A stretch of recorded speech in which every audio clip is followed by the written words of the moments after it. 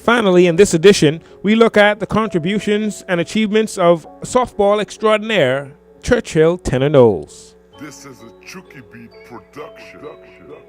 Churchill Tenor Knowles' bodily core was carefully constructed from a supreme conviction that timely execution was the cornerstone ingredient for the success of any endeavor, even when the model of such execution might not be superior.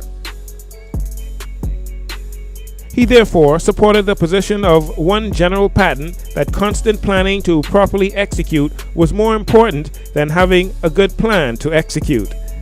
Such a conviction compelled him to deliberately cultivate himself within himself and those who were around him all the skill sets required for perennial forward planning.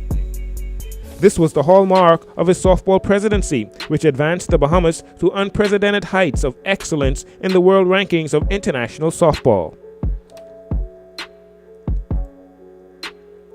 Churchill hails from the island of Eleuthera, so his propensity for the sport of softball was deeply ingrained inside the fabric of his humanity. Naturally so, since Eleuthera has historically spawned the best softball players in the Bahamas, if not the world.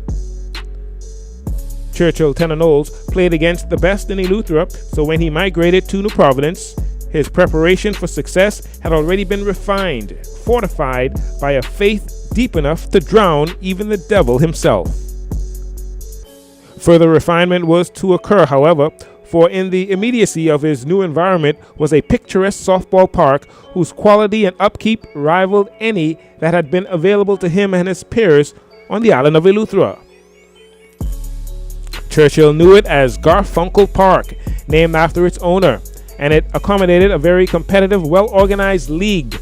But as circumstances would demand it, Churchill became imbued with a very visceral sense of national pride, the product of which was the relocation and expansion of a new league to the newly formed, more egalitarian John F. Kennedy Softball Park, which was built with the help of Irwin Knowles Construction Company and self-help labor from Churchill and a number of players of today.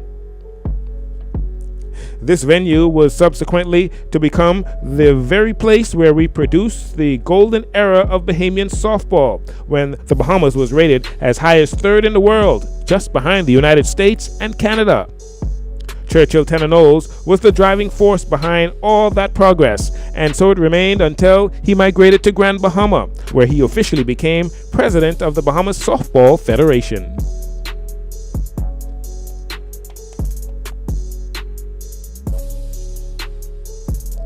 As a leader who understands the importance of planning, Churchill brought many successes to Grand Bahama.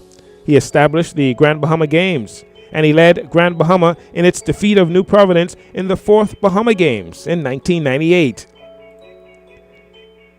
Indeed, he has served as a model for all other Family Island sports councils, many of whom openly seek his guidance and advice. In fact, it was always by acclamation that Family Island councils elected him as the chairman of the National Family Island Sports Advisory Council since 2001.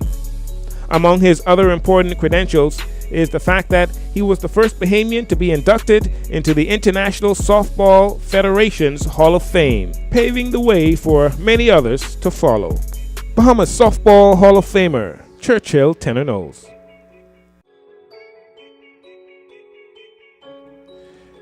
And that will do it for this edition of the Bahamas National Sports Hall of Fame. Please do join us next time as we take a closer look at more of our national sports heroes here on JCN. I'm Jerino Saunders.